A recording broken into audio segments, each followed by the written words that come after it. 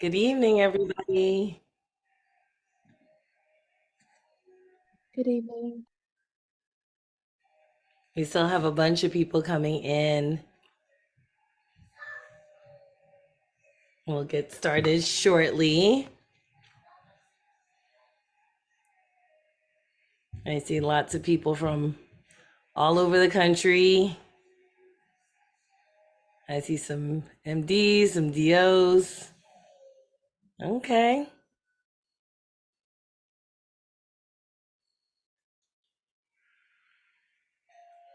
Hi, Sheena.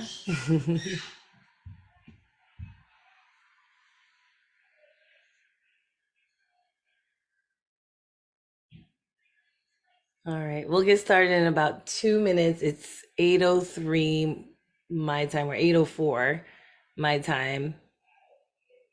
So we'll just take a couple of minutes, and then I'm going to turn it over to our moderator. What are you doing? Are you talking to Papa? No. Hey, look at my friend. Hey, little one. He's not very little anymore. Not very little anymore.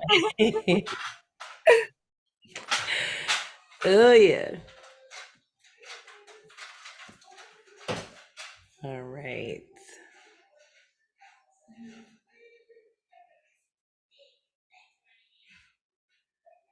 Okay, the dinging has stopped. Dr. HB, question: do you see all of our panelists on yet? No. Huh? No. No? Okay. We have Dr. Jackson. She's on. Hi.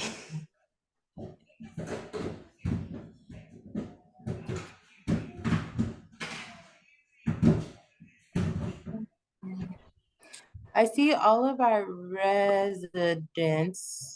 Okay, all the residents. The residents are here. The attendings are not. Okay. I mean, we can start with that, and then as the attendings come in, they can chime in.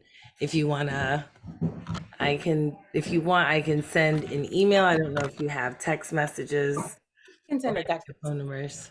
Yeah.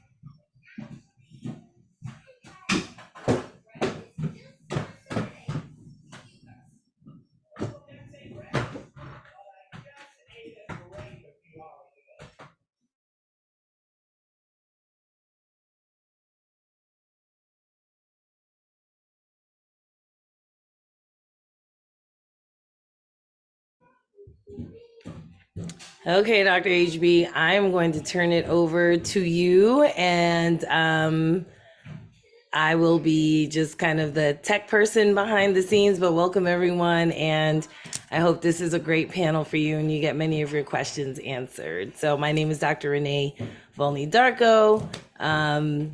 And I've been a part of this initiative from the beginning. I guess a few years ago is when it started. Maybe we're in year number 3 or 4. I'm not even sure. I think it started during the pandemic, so 2020. So this would be year 3.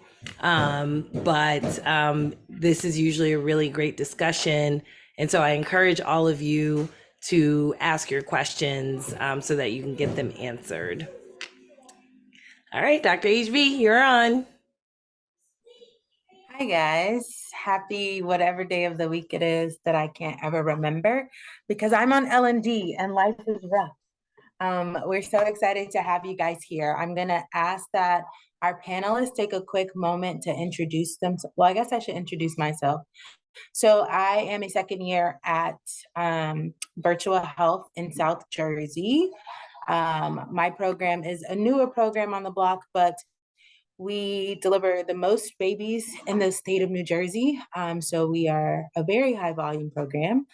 I'm originally from Houston, Texas. I have no plans to do fellowship after I graduate, and I have no plans to go back to Texas. So that's a little bit about me. I will turn it over to our other three panelists. We'll start with Dr. Akpovi and then go from there.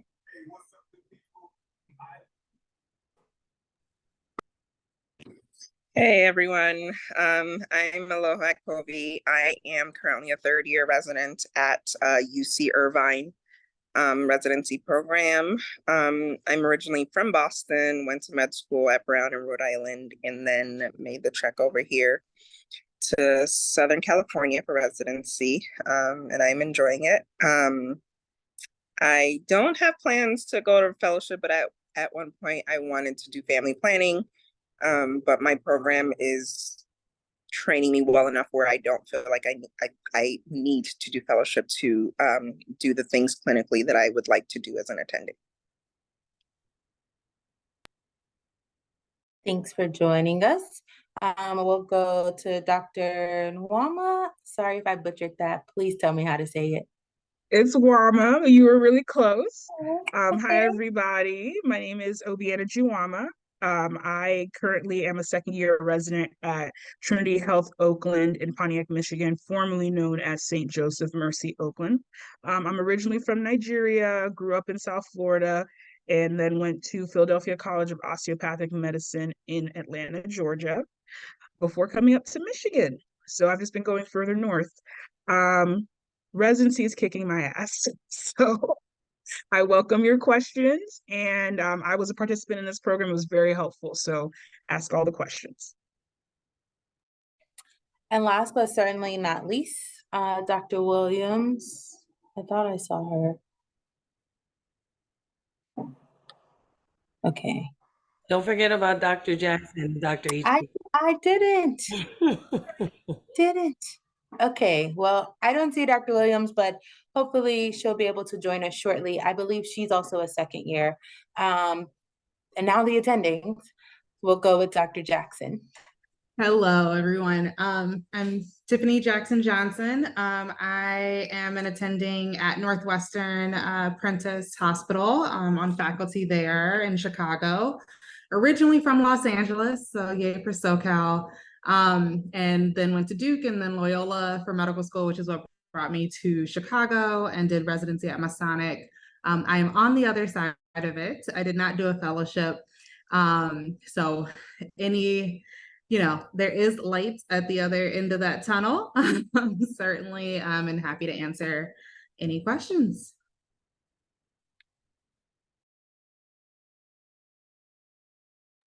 All right, so this is not a formal thing. This is literally a Q&A.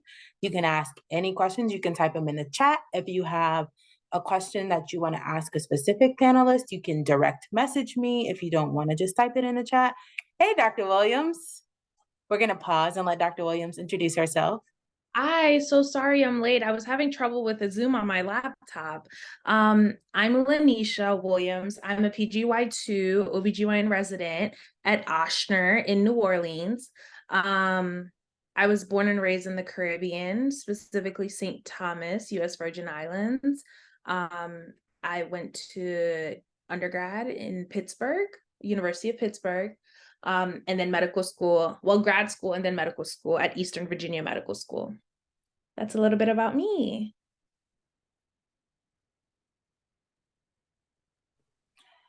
Thanks for joining us, Dr. Williams. So what I was just saying is this is just a Q&A. It's completely informal. Of course, I have a whole list of questions that I can throw out to the panelists if you guys run out of questions, which I don't think you will. But while you were putting your questions in the chat, I am going to go over the big changes happening for OB-Gyn for this year.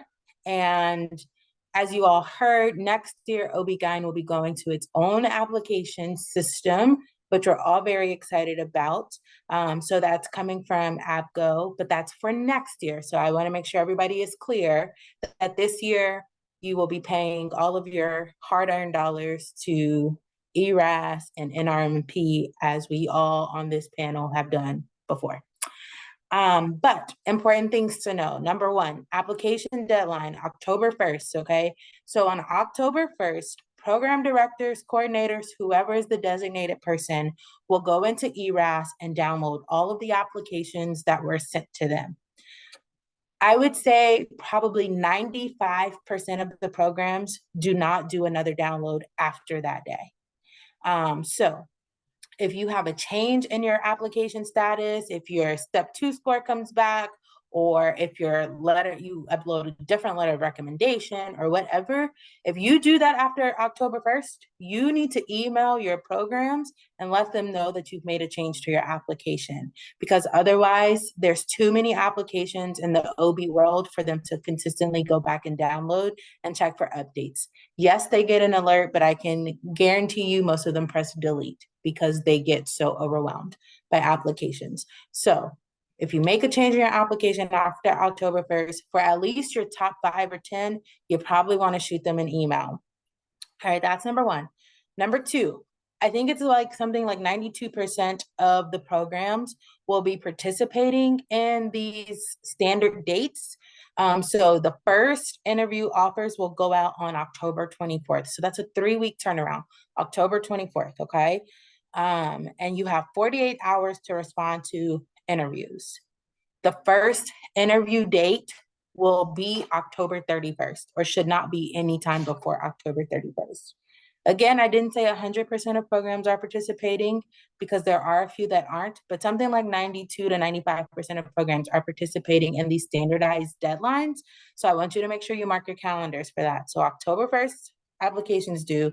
October 24th is the interview release date. You have 48 hours to respond before you lose your spot. Interviews will occur no earlier than October 31st. And there is a request to notify applicants of their status by December 2nd. I will say, I don't think we have as much buy-in from programs on that deadline, because I have seen people get, interview invites or rejections or wait lists well after December 2nd. So don't hold programs to that deadline as much, but most of them will follow those October dates, okay? Any questions about the application part or the dates? Let me rephrase the dates. If you have them, drop them in the chat. All right, the second part of this, we have now adopted the SLO. So that's that standardized letter of evaluation. I get asked all the time, what if I don't have an OB to fill this out? It does not have to be filled out by an OB. It has to be filled out by a physician, preferably a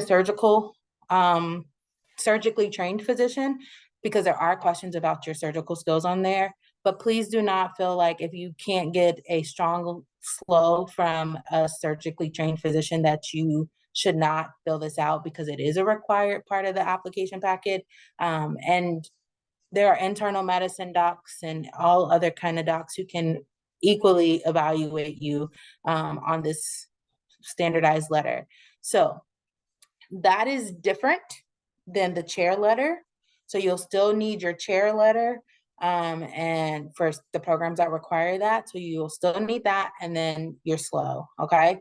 And then most programs will want one other letter, whether it's from an OB or whomever. So SLO, chair letter, and one other letter, okay? And then signaling. So this started last year. I will say there's a lot of mixed messaging about how to use your signals, etc. Listen, the whole point, and I can say this because I was on the committee who came up with this idea, the whole point of signaling was to show your interest in a program. I don't care if you did a sub-I there or not. If you are really interested in that program, give them a signal. And you say, Dr. HB, well, how many signals do I get? Well, you get 18, and let me make sure I got these right. You get 3 gold and 15 silver, okay? So 3 gold, that's like your top 3 programs, and then 15 silver for your other programs, okay? I would say you don't have to use all, don't sell yourself short. If there's a program that you feel like, oh, you're just out of reach from that program, send them a signal. There are some programs who have committed to looking at every application if you send them a signal. So you don't know if that's your top program or not. So send a signal, even if you feel like you're just out of reach. If you feel like there's no way on this side of God's green earth that you're gonna get an interview at that program, maybe be a little more judicious about sending that program a signal, but send your signals, okay? There's no downside to using signals, all right? And then last, but certainly not least, is something called an alignment check index. If you Google alignment check index, OB-Gyn, it will pop up. It is a tool that you can plug in all of your stats, etc., and it will show you which programs most align with you. Me and my friends used it. It came out after we applied, but me and my friends used it, and none of us would have matched at our programs if we had used that alignment check index. So take with that what you will. All right. Any questions about these changes or how this is working? I didn't see any. Yeah. Oh, sorry. Can you quickly explain that alignment check index again? Yeah, it's just a tool. It's kind of like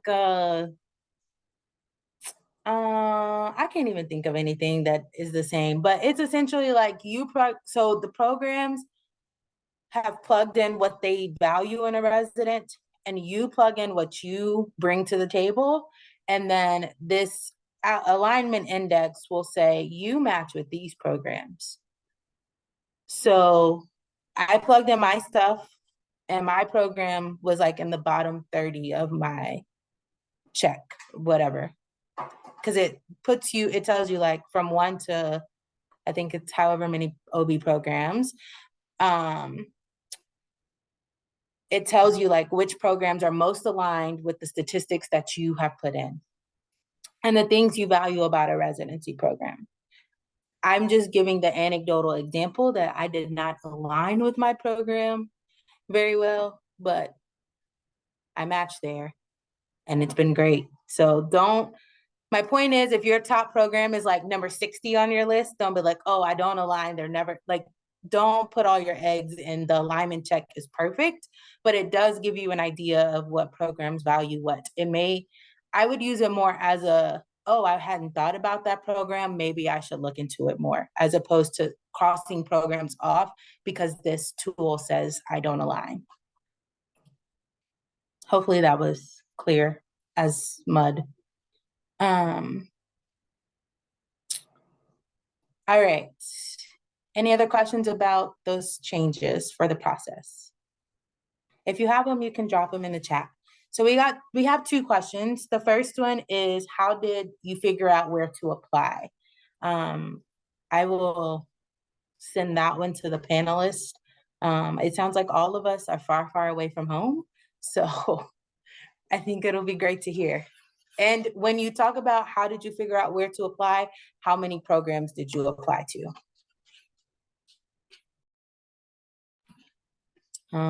Dr. Williams, there you go. Oh, hello. Hi. So, how many programs did I apply to? It was, I'm sorry, I should have looked at the number, but it was over 100 for sure. It was like high, like maybe 110 perhaps. And how did I decide? So at first I went through like their stats, and I wanted to see whose stats did I match up well with. And so I for sure applied to all those places.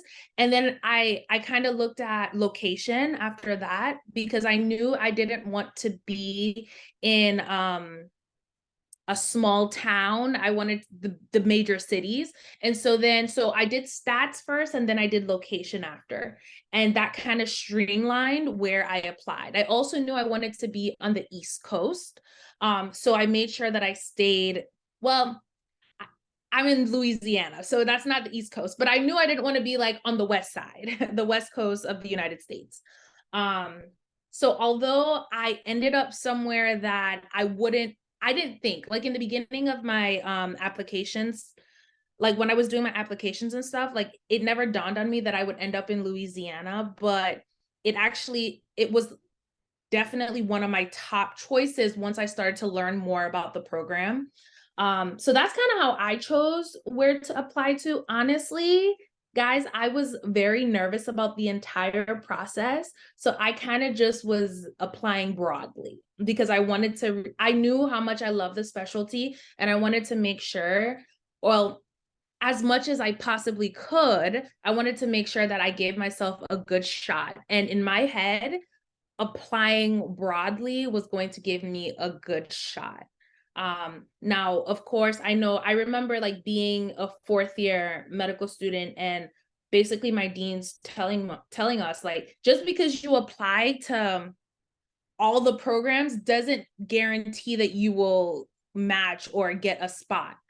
But in my head, it just made sense that I wanted to give myself the best opportunity I could by applying to more places. So that's what I did. Not that it was right, but that's what I did.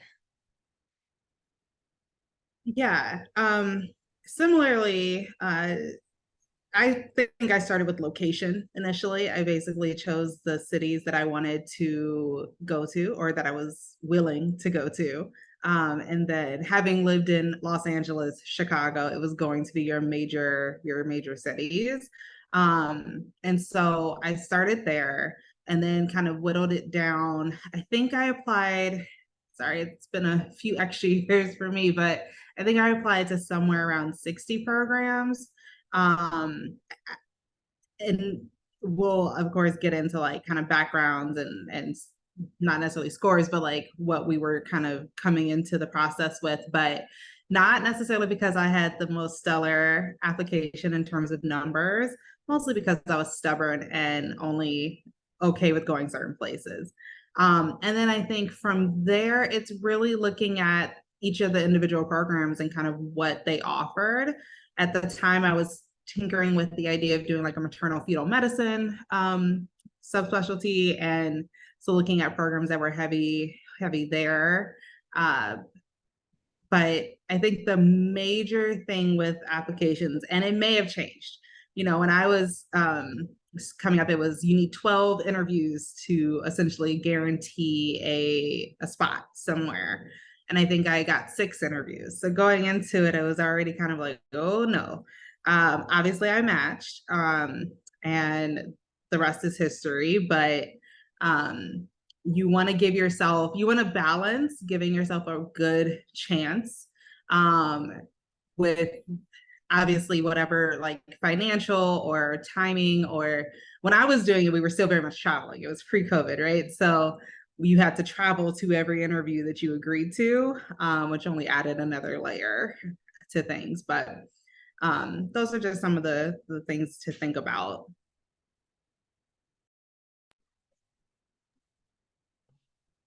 So as a DO, what I did is I mostly started off with who took Comlex versus who didn't, because I didn't take STEP. So there is, I think, a list on APCO of programs who transferred over from being classified like under the DO side, and then they transferred under to the ACGME. There's also like a Google Doc, not a Google Doc, like a PDF of like every single specialty that has programs that finally transferred over to ACGME. So I use that. We have a list of people at our school who matched OB, and I think for me, I went back at least like 5 years and looked at every single program they matched at. Then location came into as a factor. And within location, I was just honest about, where did I want to be? Where did I see myself being? I still wanted to be near a big city. I was willing to go probably East Coast to maybe Midwest, not really wanting to go to the West Coast. So I took that into account. And then I looked at every single program and just whittled it down from there. So my list, like over time, got revised, using kind of all of those things to help figure out like where are my best shots, where are my best opportunities to apply. And I think in the end, I got my list down to 78 programs. And as I looked at programs, I was trying to find trends, kind of like how I did it in medical school, of what are their biases or what are they actually looking for fit wise. If a program outright said, oh, you needed STEP or we don't take Comlex, I'm not going to give you my money. If they had things within their bio that said that, they trended a certain way. Maybe they didn't want to teach family planning, or they had a heavy research focus, and I knew that my application really wouldn't fit that. I had to, say maybe that's not the program for me to apply. So I had all those kind of things that I used to help whittle down programs. Part of it was also knowing what I wanted as well. So there was a few revisions before I finally got down to the 78 number.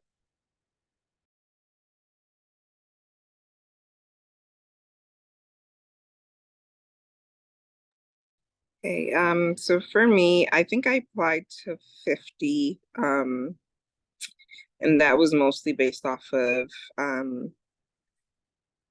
like what my advisors had sort of looking at my full picture, I guess.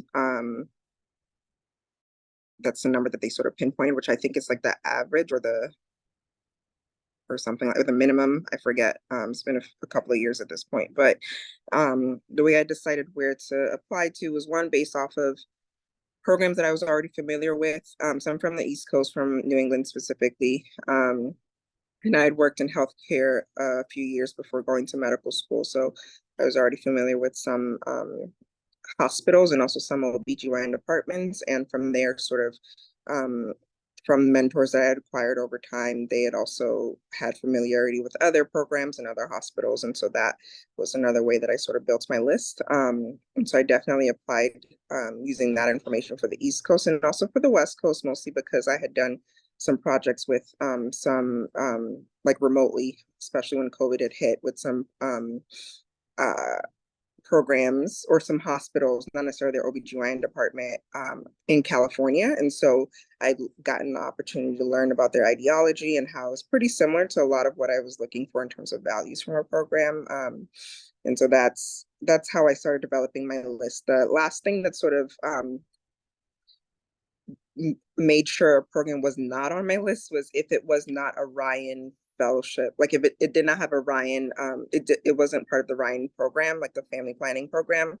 And so if a program was not on the Ryan website, I wasn't going to apply to it, just because family planning was something that's very meaningful to me. Thanks, guys. So just for me, I'm a non-traditional student in more than one way. And so I got to go through this process twice. And what I learned the second time is trust your gut, like trust your instincts in this. I know that there's like a lot of fear, and you say, well, I'm going to apply to 100 programs because my friends are applying to 100 programs. That's what I did the first time around. And I was really sad that I wasted my Puerto Rico money on that. No, like if you know these are the programs that I'm really interested in, and these are the programs that I think I could have a shot at, or maybe, they're just a little bit above my reach, but there's a possibility, apply to those programs. If it turns out to be, 50 or 60, then it's 50 or 60. Don't just apply to programs to say you apply to 120 programs. That there is like a point of where your return is zero, right? I can't think of what the statistical term is. Point of diminishing returns. Thank you. There's a point of diminishing return. And I think that there's like on average, people are applying to like 80 programs, and program directors all across the country are asking why. And I mean, I told them why, because people are scared they're not going to get interviews. But like, honestly, please do not apply to programs you're not interested in. Because if you get an interview there and you rank them and you match there, you're gonna be miserable, and it's gonna be your fault. And that does happen. I do know people who matched to the last residency program on their rank list, and they were miserable. So don't set yourself up like that. This first time around, I applied to 100 something programs. The second time around, I think I applied to 40, and I was a-okay with that. All right, so we'll keep this moving now that everybody kind of has an idea of why people applied to where they applied, etc. Let's kind of talk about what makes a person a competitive applicant. Aloho, you want to take this one? I can try. I can talk about what I remember from application, because being on the opposite side as a resident, by the time, we see applicants, it's like what we're looking for is very different. So I would say that compared to other specialties, OB-GYN more broadly is less concerned about numbers and more concerned about your passion for the specialty and the things that you've done, particularly thinking about like reproductive justice, patient advocacy, things like that. I think OB-GYN is also a specialty that very much values people who've had experiences prior to medical school, whether it's medically related or not, doesn't really matter. And then they want to know what drives you, what you're passionate about, because that's gonna be what sustains you and what's gonna keep you going during residency. And of course, now that it's sort of hard for me to get a sense of numbers, especially because now, some applicants are on like the step 1 pass fail pool and others aren't. So I'm not really sure how programs are looking at that nowadays. But I think at least OB-GYN compared to other programs are less concerned about the, the threshold for your step scores.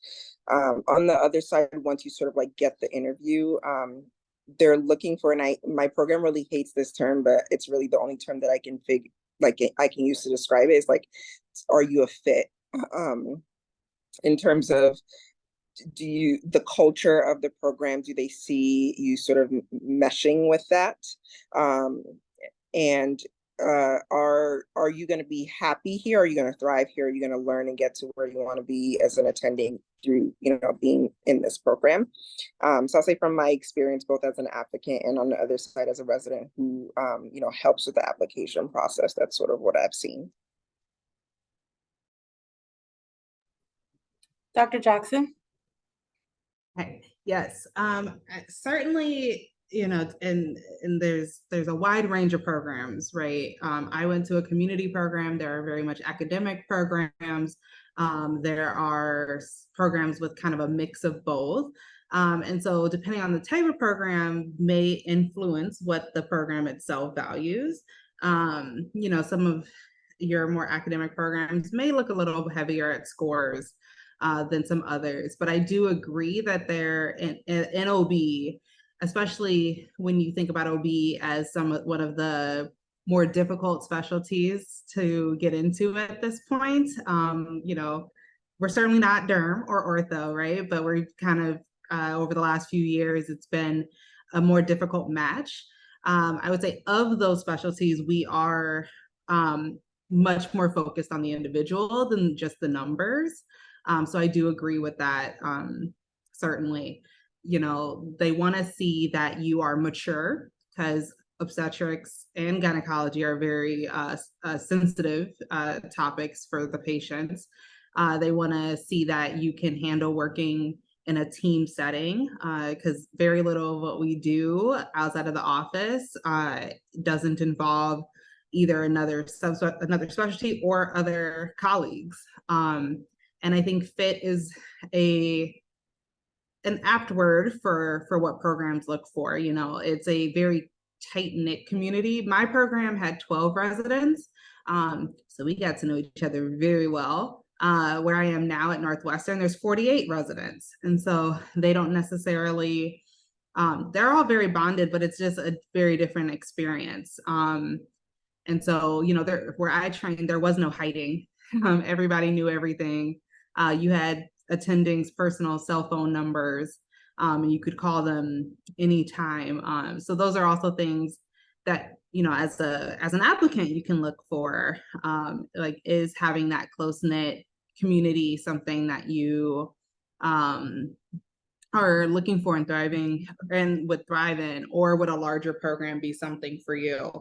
Also, we're on this call, so what does the makeup of the program look like? Are you going to have other residents who you feel like you personally will connect with? We have the OB Black Girl Magic group at Northwestern that we regularly have events through, and that after my intern year at my program, I was the only African American resident to come through. So, you know, which was a different experience. So I think programs look at all of this. I think there is no silver bullet in terms of, you know, what score is going to get you an interview versus what experience, which is why doing your due diligence and seeing what the programs value is important. Don't set yourself up if you know every resident there had I don't even know what the board scores are anymore because since all the changes, but if they all have a certain score and you're not meeting that threshold, perhaps that's not the program for you to apply to. But I'm also a big advocate of, you know, pick 5 and shoot for the stars that you may not match up with their numbers, but something else in your application may make them take a second look. Wholeheartedly agree with that, Dr. Jackson. Dr. Darko, you came on. Yeah, I wanted to jump in on this one. I'm trying to put the kids to bed, but I said I got to answer this particular question because when it comes to, you know, finding out what makes you a good applicant, one of the things that you don't want to ignore is the actual application itself, right? When we think about being a good applicant, oftentimes we're thinking about, you know, what our scores are going to be, what we're going to, you know, just kind of list and bullet point. But remember, the application is the thing that you are using to advocate for yourself. So try not to sell yourself short in the application. And what I mean by that in particular is your personal statements, right? So I got 2 people on here right now whose personal statements that I looked at. One of them is laughing right now. But one of the things that I want to remind every single person on this, you know, in this webinar today is do not sell yourself short. Like, don't just think that, okay, I will say this. A lot of times we tell people, well, don't just reiterate your CV or your, you know, your resume. That is a yes and a no. Okay. What that means is don't just chronologically repeat what you have done. What you need to do on your personal statement is put all of those things into context, right? So for example, I didn't tell you guys about my background, but basically, you know, I'm OB-Gyn, obviously. I went to Kansas City University, College of Osteopathic Medicine, did my residency at Robert Wood Johnson in New Jersey, and just been working ever since. I didn't do a subspecialty either. But one of the things that I did in medical school was I was chairperson of the SNMA, right? Like your illustrious moderator today, right? And so that is something that I absolutely had, you know, listed on the bullet points of things that I did, but that is absolutely also something that I talked about and put into context in my personal statement, because to say that I was in a leadership position does not say that I was a leader. So you really need to think about the things that you want to appear in that personal statement and use that to advocate for yourself. Because if you don't use it to advocate for yourself, you'll never get to the interview to be able to continue to advocate for yourself. So think about the actual application itself and how you're going to use it to speak to whomever is reading. Don't just bullet point your way through this application, please. We just had someone special to me join. This is Dr. Teresa Adeliyi. She is one of my assistant program directors and probably the biggest reason that I chose my program. She knows that, and she loves me. So I'll let her introduce herself. And then Dr. Adeliyi, we're just talking about what makes an applicant competitive. So you obviously have been through this process a lot of times. You can also share some insight. Hi, everybody. I am so sorry. Can you hear me? Okay. I'm so sorry I'm late. Mommy life. So I had to go pick up my son. He's 18. So there you go. Thank you, Brittany, for inviting me and reminding me that I was supposed to be on here. I apologize. I guess I have a few perspectives. I'm not the traditional, I'm Dr. Adeliyi, like you said, introduce myself. I have a circuitous way of getting into medical school, and I hope this resonates for you guys. In between college, I graduated college. I wasn't really sure if I really wanted to do medicine or go into medicine, even though I've always said it. So for 4 years, I worked. And then in between the 4 years, I had my son. And then I started medical school.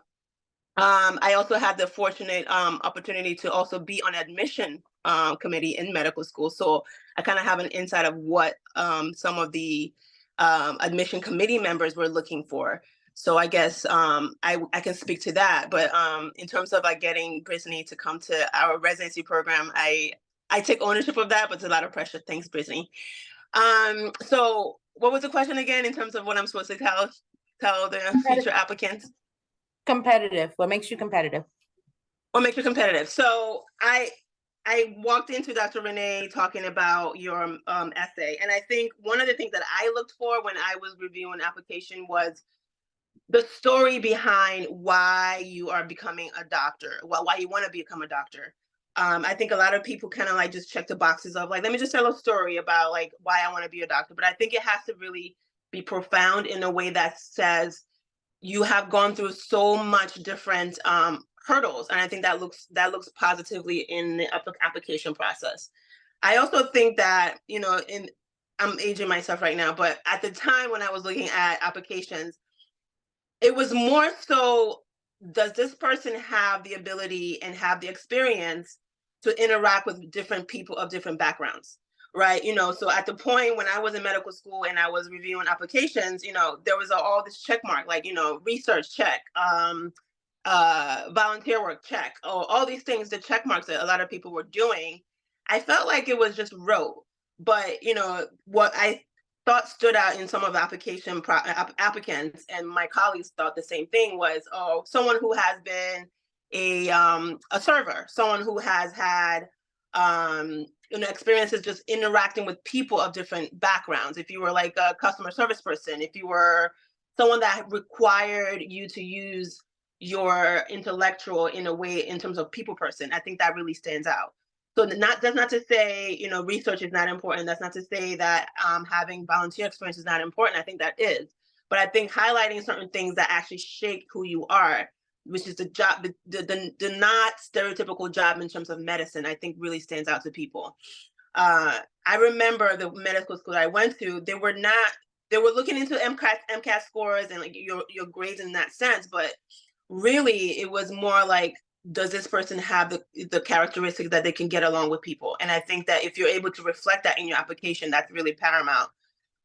What I was looking for sure was like, what is the story behind this person? You don't have to be like an A+, student, like 4.0 GPA student for you to look interesting to people. And I think that's one of the things I was looking for as an applicant. In terms of interview, do they interviews? I'm sorry, I don't know. They do the interviews? Yep. Okay. In terms of interviews, I think number one, standing out in your demeanor, standing out in not having the rote questions in terms of like, what does this medical school have to offer? What are the curriculum? It's more like, how do you grow your medical students? Those are the kind of questions that really gives insight as to what you're thinking about in terms of how do you feel like you're going to assimilate with the medical school life, if I'm making sense. I think those are the things that was very important. I don't know who asked. I don't know who else asked you to be on a panel, but they want to be like us. They applying to OB residency. Okay. And you should recruit some of them to our program. Absolutely. Yes. That like I did. Can you tell them what I did to you? Maybe give them that information. Sure. So I applied. So like I said, I'm at a newer program, and this was one of the questions about how do you decide if a new program is for you or not? I'm gonna just tell you now, if you're not interested in putting in work to make your program the best program ever as the new kid on the block, then don't pick a new program because you're gonna be stressed out. And that's okay. It's not for everybody. But I knew that my program faculty have all been a part of the residency process before. Dr. Adeliyi has been program this, that, and the other in many places. Our program director was at Hahnemann before it closed. So I knew that these people had experience with the residency program. I get to my interview, and this person y'all see right now was a lot more tame.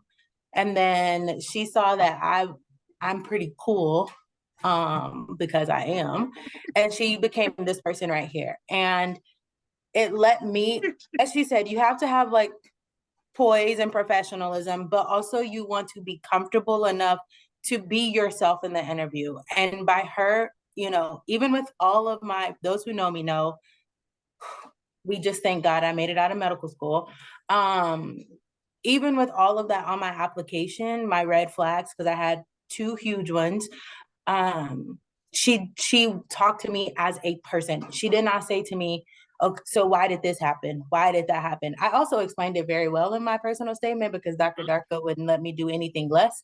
But we just had a conversation and we talked about what it looks like to be an OB-Gyn, what it looks like to be a Black OB-Gyn, what it looks like to be a Black female OB-Gyn in a place where there aren't that many people who look like you.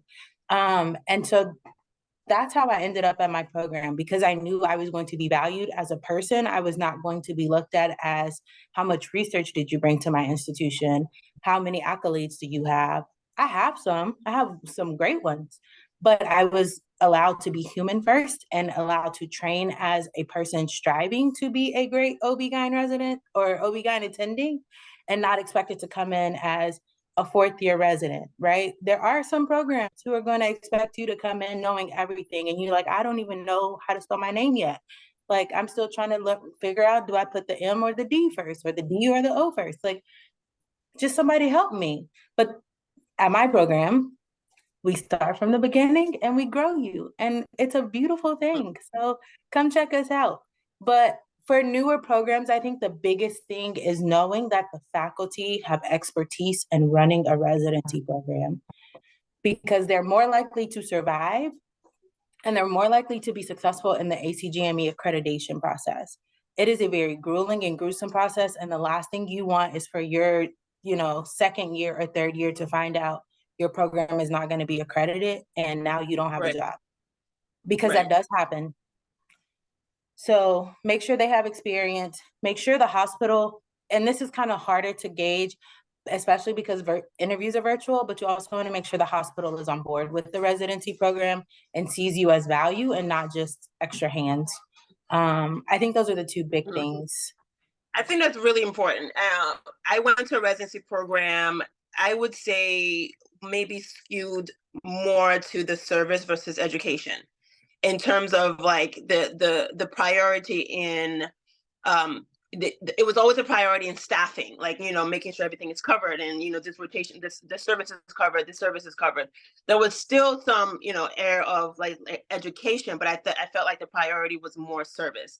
And for our program, absolutely, we prioritize learning and education versus like service. And I think that's one of when you have different personalities in a program that's trying to, some people have mentality in service, some people have more mentality in, education. I think my group of faculty were really, really, really stressful about making sure education is a priority versus service.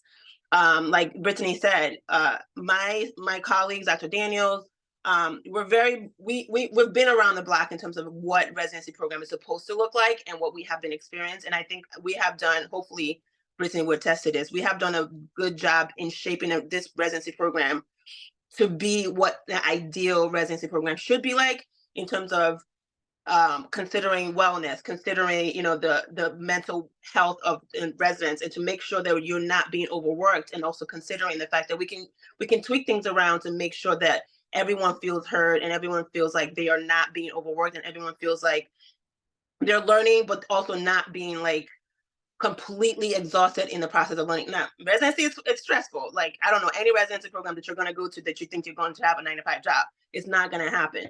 But there are there's some residency programs more than others who actually prioritize like trying to make residency life better. And I think our program is that.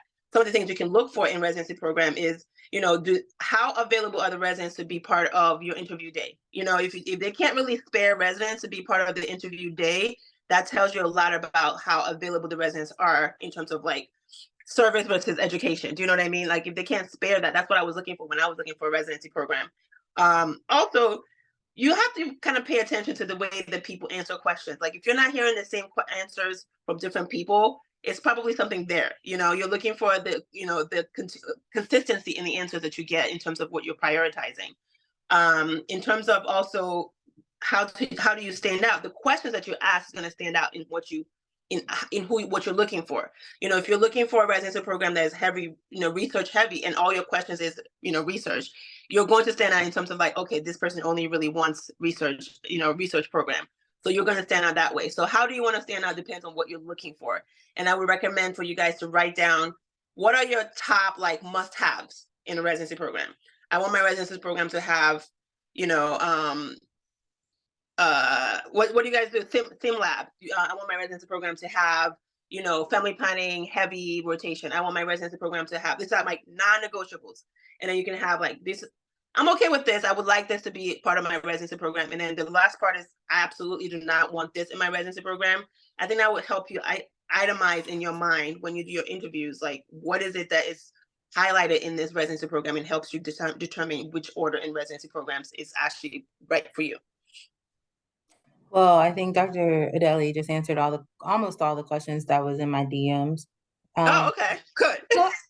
Dr. Jackson, since you are at a program that's a little different than ours, can you speak to interview day? Like, how do people kind of gauge? I'm going to ask you to answer both sides. How do people kind of gauge, especially are virtual and it's harder sometimes to pick up on behavior?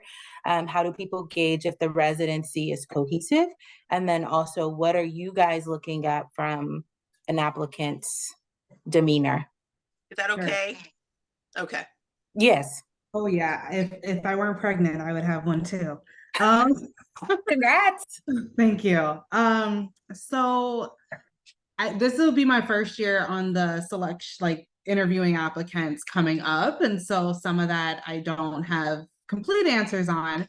I think where I trained was probably much more similar to your program as a community hospital in Chicago with 12 residents, long-standing program, so not necessarily new, but probably I venture more similarly. And I also haven't, I graduated residency in 2020, so I kind of skipped all of the virtual interviewing portion. So this will be my first year kind of engaging with that as well. But from what I have gathered, I think, from a very academic institution perspective, Northwestern does love its research. I think that there has been a shift, and I think it's a good shift since I've started, to where like my first year there, I'd say 11 out of 12 of the residents in that senior class wanted to do a fellowship. And I'd say we're now at a 50-50 split.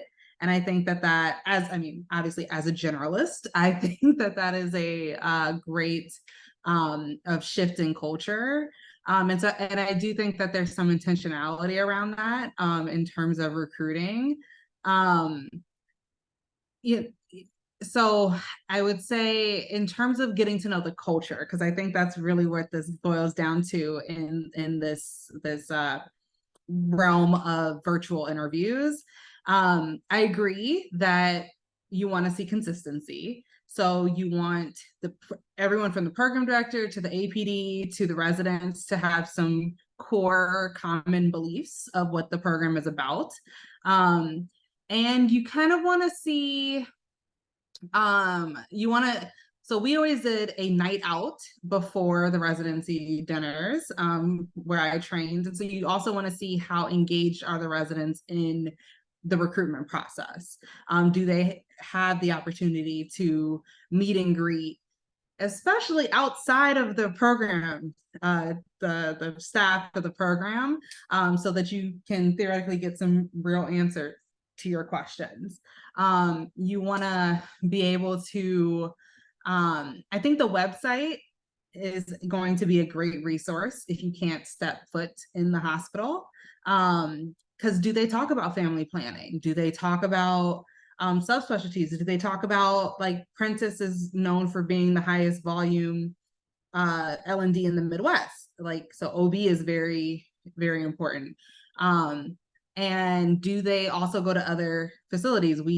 Our residents also train at County here in Chicago. So they have kind of a dual exposure of, you know, Hotel Prentice and then Cook County. So those are some of the things I would kind of focus on. I can't imagine kind of the virtual world right now of interviewing. And so some of the residents may have a better perspective, having just recently gone through that process. Next year, hopefully I'll have a little bit more to add to that though. Well, if you promise to be here at the same time, I'll ask you the same question. Aloho, I know you have to jump off, but since you were part of the inaugural virtual class, do you want to just share real quick?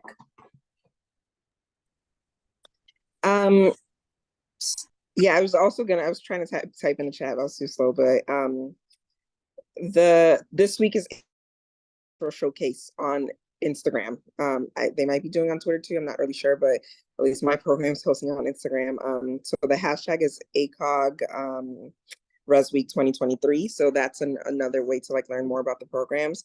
My program is like very heavy on posting our social life in terms of what we do outside of work, but we're being more intentional about posting about, you know, what it's like to be a resident. But yeah, so I use a lot of social media. I followed a lot of the programs just to see. The main thing for me is like diversity. So see who they were posting, first of all.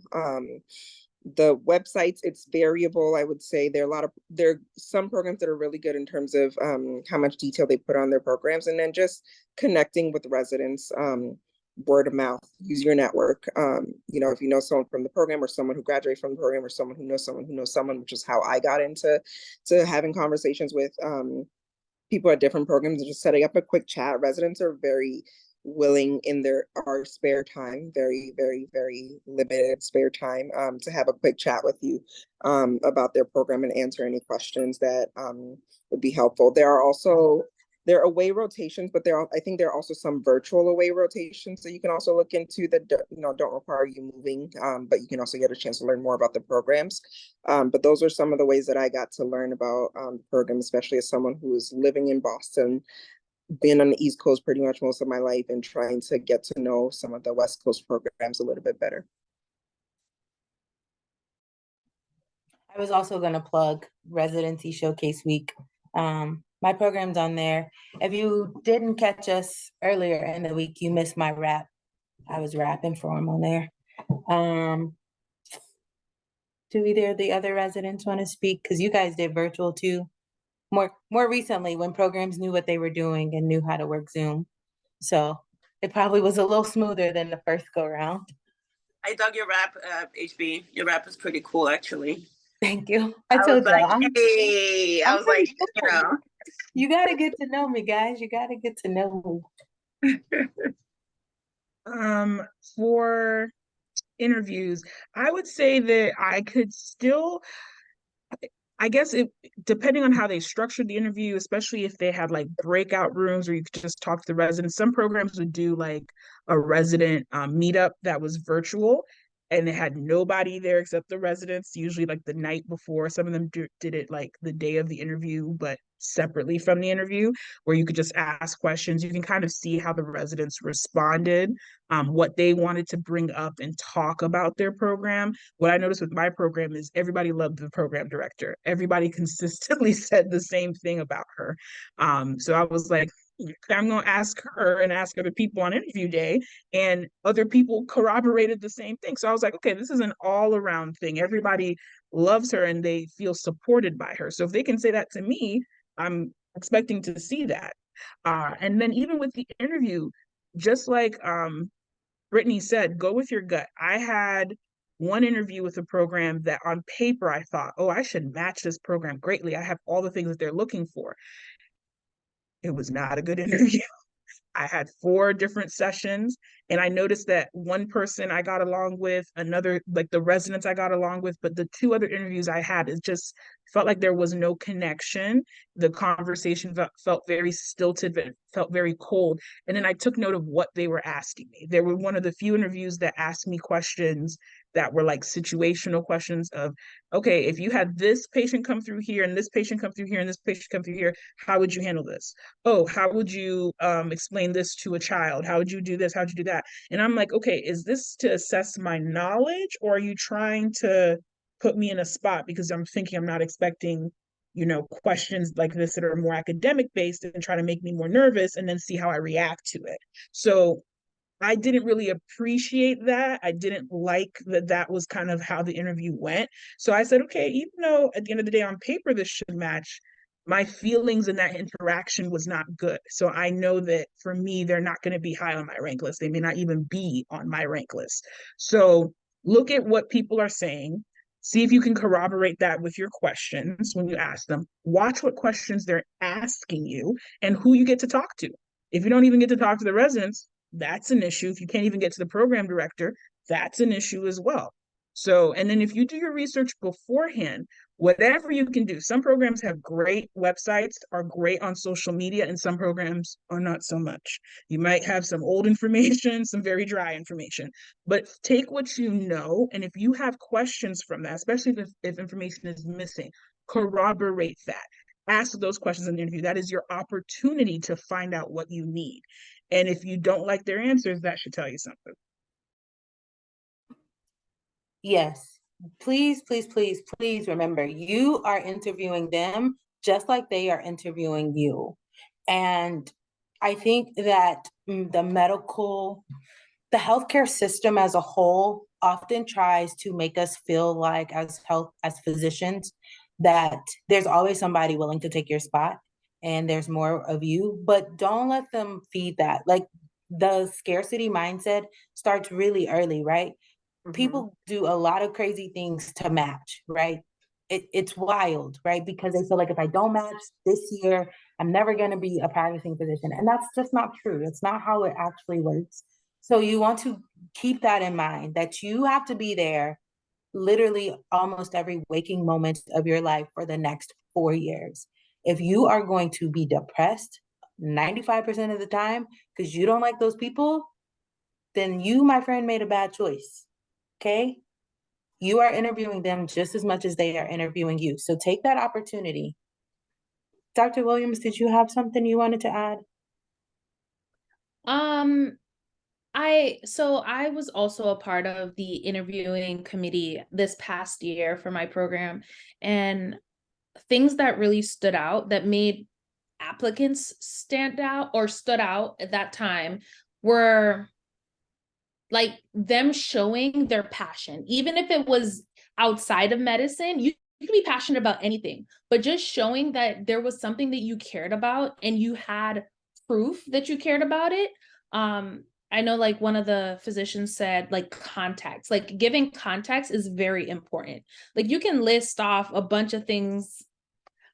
You can list off all these experiences. However, the ones that really, really make an impact is when you start to see like a theme, like in someone's application, like, oh, like you must really like mentorship. I see you've done these 4 things. Although they're different, they all have that same underlying theme.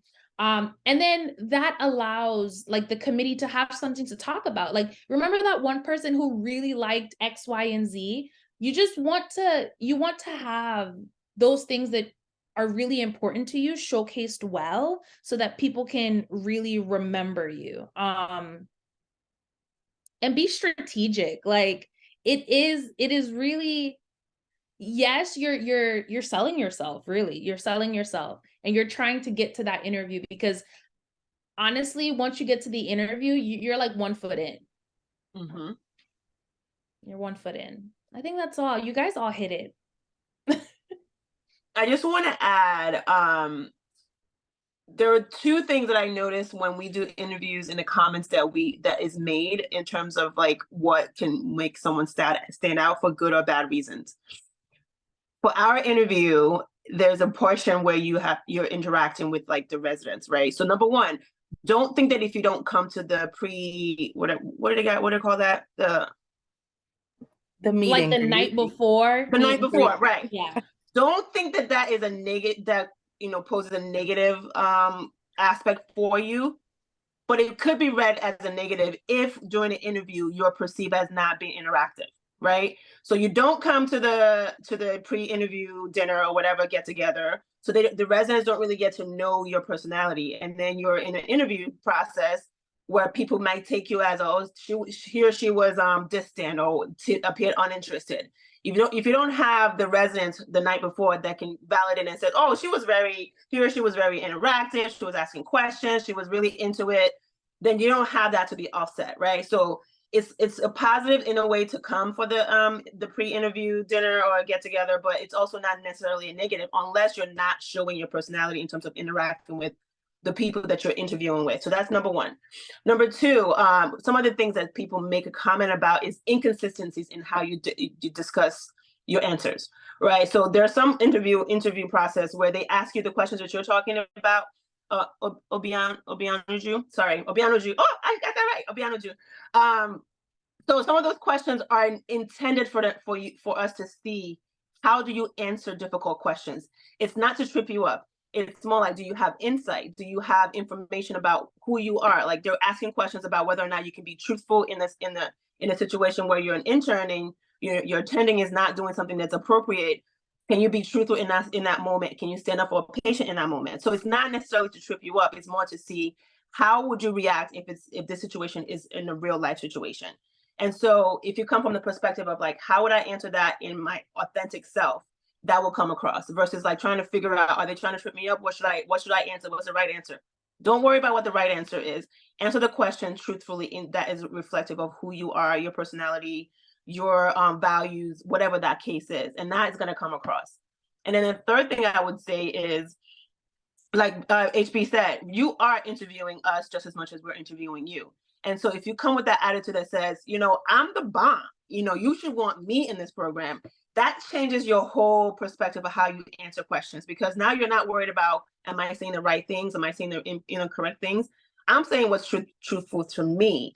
And so you're either going to take it or leave it, not with the attitude, obviously, but with the confidence that says, I'm here, you should want me, and I've done my homework, and I think that I will bring a lot to this program.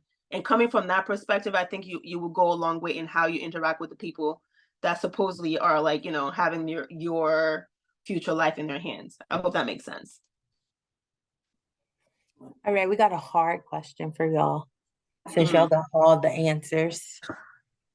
In light of the Supreme Court's recent ruling regarding affirmative action, should you take that into account when evaluating programs? So that's actually not the Supreme Court ruling that I would think about when it comes to evaluating programs from the last year. I think from an education perspective, most universities and programs and teaching facilities are figuring that out. But I don't know that it's going to have a large impact on how they conduct their interview process or selection process, certainly not in the next year or two. The other ruling would be the Dobbs decision and access to abortion care in this country, and how certain states and thus their programs within that state may be limited based on that ruling. We're fortunate. I'm in Illinois. It's state constitutionally protected, the right to choice and make your decisions in this state. That's not I have friends who trained just over the border in various states. I think we're kind of on a little island in the Midwest in terms of that access. And I think you can get great training in either atmosphere necessarily, because my friend who trained, for instance, at WashU, she's very aware, and even before this ruling, of what it takes and what to get these things passed. She sat in those congressional, or not congressional, but state legislative meetings, and has really great perspective. And I think particularly within family planning, that community has become very close-knit and you know, can and knows the resources. And so as long as you are plugged into someone who's plugged into that community, you have that access. But for training specifically, I know like my program, we kind of got pushed out of Planned Parenthood in Chicago because we had access to do these things at other facilities, but there were so many trainees coming in from out of state who needed that access. And so that can be difficult. Because you would have to travel, you'd have to stay elsewhere.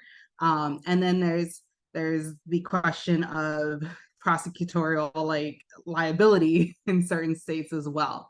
So it's a lot to consider, but I think when it comes to Supreme Court cases, that is really the crux of what to think about moving forward. And I don't know if you remember at the beginning of this, when I did my intro, I said I have no intentions of going back to Texas. This is why. For those of you who haven't like been in the places where the professional organizations at the national level are having these conversations, it is very scary to listen to what our colleagues are going through, and to think about, you know, we're talking OBs who've been doing this longer than probably half of us have been alive.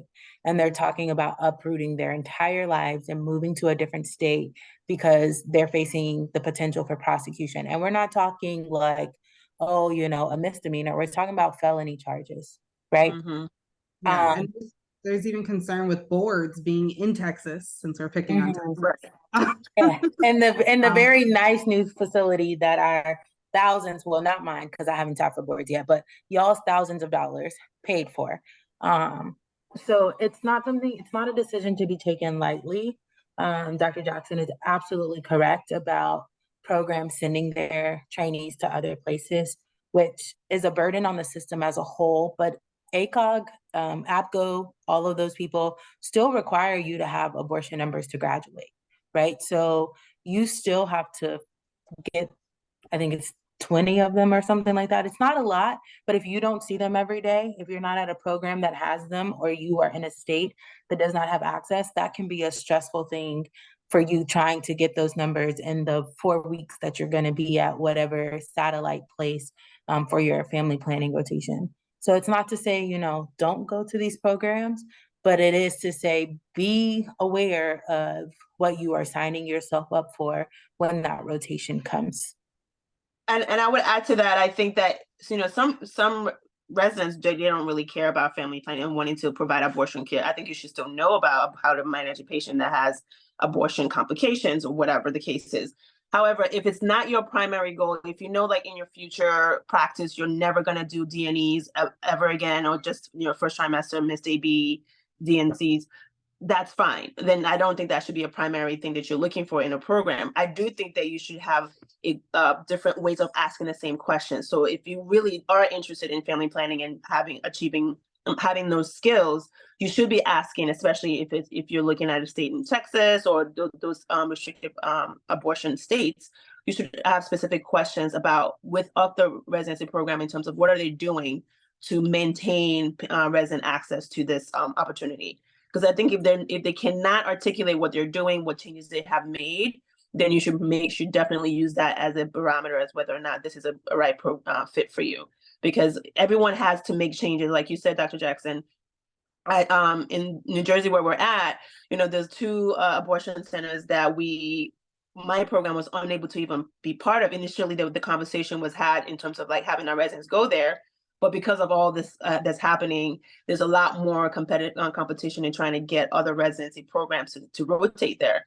We're fortunate enough in our program that we actually don't really need, you know, Planned Parenthood or this Cherry Hill Women's Center. That's where we're at.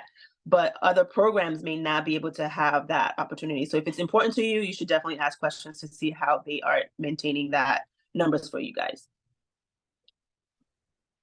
And before we go to the final question, because I think Dr. Darko gave us a 9:30 cutoff, And the last question I'm gonna ask, I think is very important. Just to speak to numbers, when I was applying, I used to get so irritated by my fellow applicants who would ask in-depth detailed questions about the curriculum, because I was like, it's all standardized, it's all regulated. Like, please stop asking these questions, look on the website. But the one question you do want to ask about, and this is probably a question you ask the residents, is how quickly are you getting your numbers? So why do you ask that? I personally know people who are struggling to get their hysterectomy numbers as a third year. They're struggling. Like at the end of third year, well, I guess they're fourth years now, but they did not have their numbers and were not close to their numbers. And I was like, oh, the program will help them figure that out. Lies, wrong. The program did not help them figure that out. Their education, I would say, is probably sacrificed a little bit to get to those numbers. Whereas my program, in my first year, I delivered a little over 200 and something babies, both vaginally and C-section.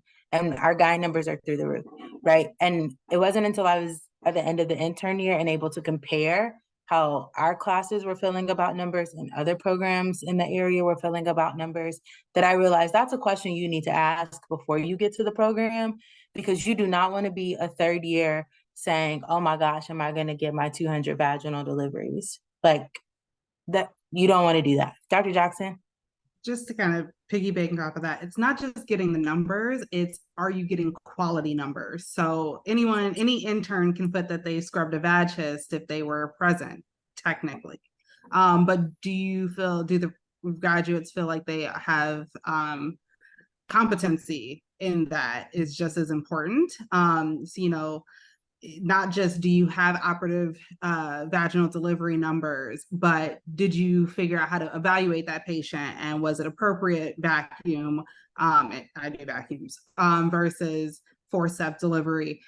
So those are some nuances even inside the numbers to kind of tease out. Absolutely. Let me add to that. Before you say that, technically, according to ACGME, you have to do more, at least 50% of the case. But I know not y'all, but I do know people be lying. And there are programs that will have you in like double scrub residents so that both people can get the numbers. And yes, you did 50% of the case, but was it really the major 50% of the case? Like Dr. Jackson said, are you going to leave that case feeling like I have learned or I have elevated my skills another level by participating in that case? Because if the answer is consistently no, you're going to graduate knowing just as much as an intern somewhere else about doing that case. And that's not okay. So that is the one question I did roll my eyes at 2 years ago, but I actually think it's very important. So please know what these people feel like about their numbers. That's really what I was going to say, because I know some residency programs, the third and fourth year, they'll double scrub, and then they both count those cases as like primary surgeons. That's not cool. So you have to be able to ask those questions without really knowing that you have that insight. So you can just I think number one is how quickly do you get to your hysterectomy numbers? And number two, does, a resident double scrubbing when does that happen? If you ask that in terms of like, does that happen in your third and fourth year versus like second and third year? That gives you an insight to like, when do they have to start having residents double scrub to count for numbers? So you don't really have to ask them like, do the residents make those the two double scrub residents count those numbers? Because then they kind of understand that you know what they're talking about, and that may not necessarily reflect positively for you, even though you're asking the right questions. But in terms of like double scrubbing, like how often the residents double scrub cases, that will give you some information about if they're doing it a lot, or they're just, if they say fourth year and an intern are double scrubbing, then you can assess that the fourth year is teaching the intern, right? That's a good sign, because if the fourth year does not need numbers to be walking an intern through a case. So that's the kind of ways you kind of like tease out the questions for them. One other thing that I did want to add as well, just going back to that Dobbs decision, you should also look to see if your hospital has religious affiliations as well. Yes. My hospital does, and that can limit what you can do in the hospital. For instance, we are not allowed to do tubal ligations. So that's something we have to tell our patients, and that's something that we also have to consider for our training, that we don't have access to that. So how does our program get us access to that? So even though there, you know, per your state, you may have restrictions or you may have great access for abortion care, your hospital may have a religious affiliation and or maybe some type of hospital policy that can impact your education. And you want to know that as well. Can I also add, because our hospital also has a large number of private docs, so maybe ask specifically some questions regarding like the interaction or involvement of private doctors in the resident education, not just like providing numbers for C-sections or whatever procedures, but how involved are they? Because sometimes you might meet, like, if their numbers are dependent on private docs, then that's another question, versus like, do they have their own like faculty and faculty patients that the residents are being trained under, and then having a private docs are just extra. Because in our program we have faculty that's for the program, but also we have a lot of private docs that the residents also get their numbers from, which is why they get a lot of cases. I would just like to add, because we heard this number on L&D and almost died. Our residency, the patients that residents are responsible for delivering at our main campus, which is the Baby Factory of New Jersey, is 41% of the deliveries. And Wow. 41% of those deliveries, the number of deliveries we do a year, almost 7,000. So 41% of those are patients I'm responsible, me and my co-residents are responsible for. And then we scrub almost every private attending C-section. So like, these are things you wouldn't know to think about, but because people will say we have numbers, but like Dr. Adeliyi said, if the private docs all leave tomorrow and you don't have a resident panel or census, then where did your numbers just go? So we are happy. I think everybody on the panel is probably happy to answer more nuanced questions as you guys go through this process. I'm gonna ask the panelists if you're open to it to drop whatever email you feel led to provide to applicants for questions. We are all here to support you. And before we go, we're gonna ask this question. And I'm gonna start with the attendings and go down the food chain because that's what I wanna do. So the question is, what is something that you wished you knew about your program before you applied? What is something that you wish you knew about your program before you applied? Dr. Adeliyi, since you graduated the farthest away from today.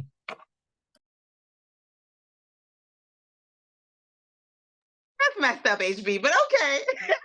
Are you talking about my program that I came from? Is that what you mean? Yes. What did I wish I knew about my program before I got into that? That there were not as many people of color. And there was not a really good way of asking that question. And I think that my experience would have been more enriched if I saw people like me. Because I think there was a lot of situations that I felt like, I would say at baseline, no matter what residency program you're going to go into, you're more likely, just because you're Black and brown, you're more likely to experience many different layers of microaggression, overt racism, whatever the case is, right? But when you have more of people that look like you have an outlet. You have someone that says, you know what, I've seen it, or at least someone is going to be going to bat for you in the background, right? And so in my residency program, it was 8 in each class. There was only three Black residents. I was the only one in my intern class. And then the next one was a 3rd year and a 4th year. So by the time I was a chief resident, it was just me. And so the hurdle that I had to jump through, I think would have been a lot easier. Not to say it wouldn't have been present, but it would have been a lot easier to navigate, manage, have someone that looks like me say, I get it, like, I have your back, those kind of things, so that I wouldn't feel alone. And I wish I had known that. Would it have changed the program I would have, if I had gone to that program? Maybe, probably. But I think my personality helped me make it through. But I think other people that came after me, they had even a tougher time. And I think that would have been different for me. I hope that makes sense. Yeah, I mean, similarly, there were three of us as well. Two were chiefs. So by my second year, I was the only Black resident, and I remained that way through the remainder of my training. So I definitely think that that's part of it.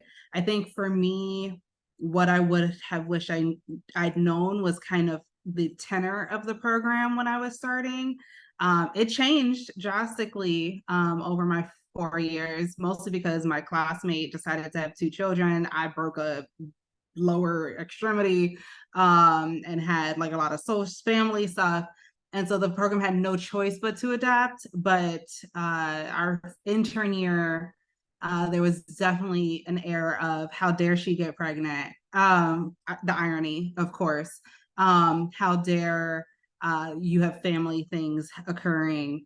And so, you know, how do you figure that out? I don't know that you could have beforehand, right? We were kind of a switch from an older program director to a newer one, which somewhat explained the decrease in diversity over those years. I won't call anyone out, but our old PD was actually from Jersey, a Black woman from Jersey. And I think the culture was something that was difficult as an intern.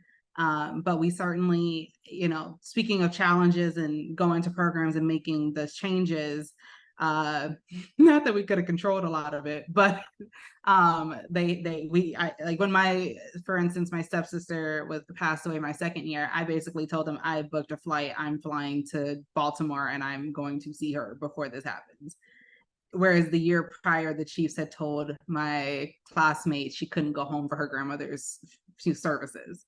So you know, you got to make that change. And certainly by the time you become the senior, remember what it was like and act accordingly.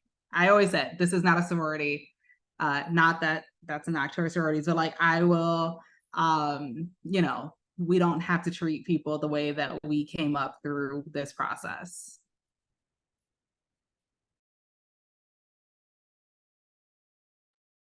Residents, whoever has an answer first.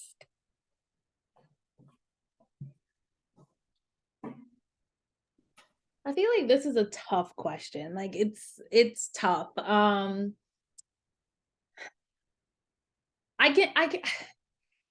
don't know if this will answer the question, but things that I wish I knew, not necessarily about my program, but I wish I knew how difficult it would have been to be so far away from family. When I was going through the entire process and doing it, I was like, it's okay, I'll be fine. I've lived away from them for forever. Like, what's another state? But residency is a different caliber of like hard. And I knew that I knew how much family meant to me, but I didn't realize how much I would have needed them in this process. And I think to tie it into what everyone was saying, it makes a difference when you see people that look like you. Like that makes a difference. And so imagine one, not seeing people that look like you, but then not also having any ties to the place that you are, like no friends, no family, and you're far. Like that is a whole different beast. So I wish I knew how important it would have been to have like at least one person, like a try. Like I just wish I knew that. So that's not necessarily about my program, but it goes hand in hand to like, maybe if my program was a little bit more diverse, then my experience would have been a little different. But what I will say is, it is almost what I imagine it would have been like. So like when I was thinking about like, oh, like I wonder if I'll be a good fit, I wonder if they're like X, Y, and Z. What I will say is how they portrayed themselves was exactly what I got when I got here. Of course, there are things that you can't anticipate and you can't see because you're not physically there yet. But I mean, medicine is a journey, it's a ride, and I think like we're here for the long run. But it's important to know that this is a very short period of time in our lives. Like, I think it gets better. I think. It's just a very short period of time, and that's what keeps me going. It absolutely gets better. HB tells me I'm gallivanting all the time, but it gets better. Listen, all she do is gallivant. I don't even Okay, know. so then it gives me Gets hope. better. It gets better. better at the expense of my education, but that's another Whatever. story. It gets better, but also don't forget to live your life even during that process. Even during this, absolutely. I put in the chat, but like I met my husband as an intern. I got married as a third year. My classmate Wow. had a kid as an intern and a chief. Like you can live your life. Yes. So don't shy away from that either. Thank you. Thank you. I hope that helped someone inspired. I don't know.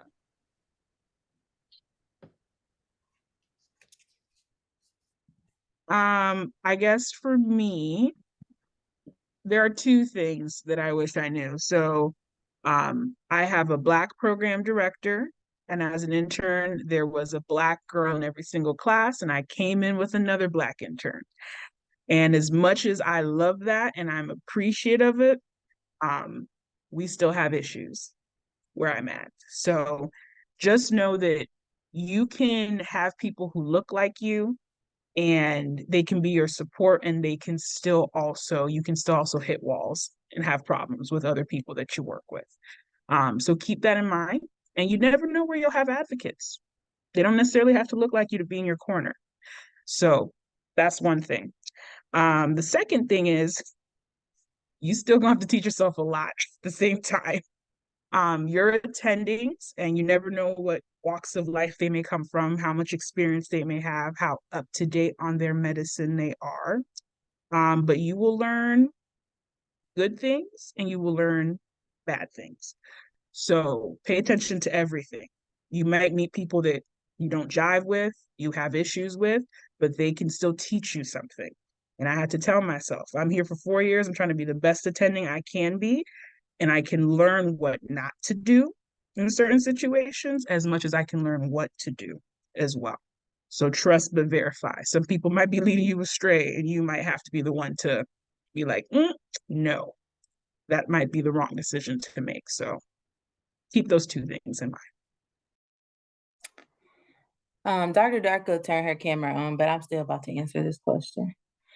What I wish, and if y'all haven't noticed, Dr. Darko and Dr. Adeliyi keep me sane, so they know I'm a little special. That's why they're here for me.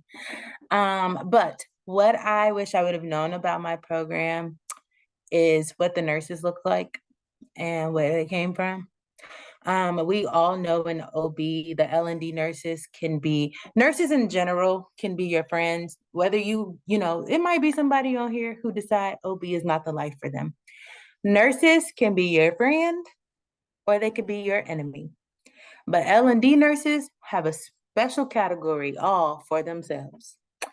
And I have lived all over the world for medicine. I have lived all over the country for medicine.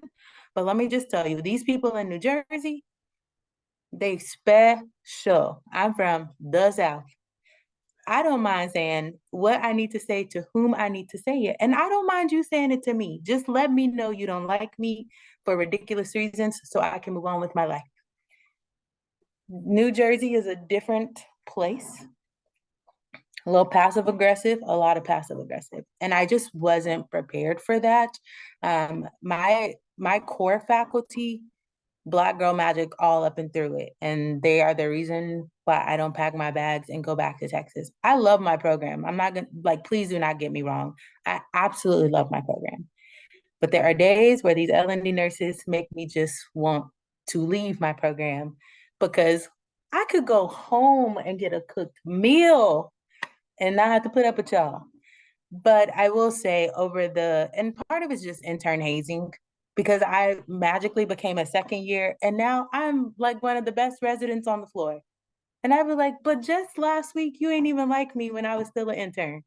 It blows my mind. I'm sorry. It blows my mind. But and they are a special breed because they really and truly feel like this patient is their lion cub and they gotta protect them.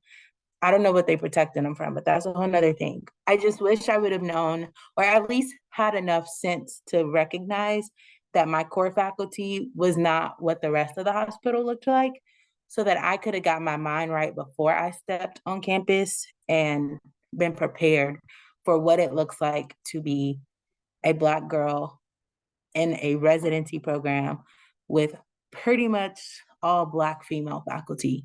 Y'all already know there are things that we experience that we might not otherwise experience if my core faculty didn't look the way they look. But we rock it out, we have a good time, and I'm gonna be a really good generalist when I leave here, so it's all fine. But it's just something I wish I would have been a little more prepared for. And with that, because it's 9:38 and y'all need to go to bed, and so do I, because I got 4 sections in the morning. Thank you guys so much for joining. Wait. I have something that I want to add. Oh, well, come on, Dr. Darko. I thought you was telling me we had to go. You looked real mommy. No, I'm Haitian. We do Haitian goodbyes, so we could be on here for another 2 hours. It wouldn't faze me. Great. Sheena, no, right, Sheena? Ma'am. So no, I was going to take it a different direction of what some of, what's one thing I wish I would have known in residency. I'm going to take a little bit different direction, and I'm going to go into finances, because this is one of the things that we often don't talk about.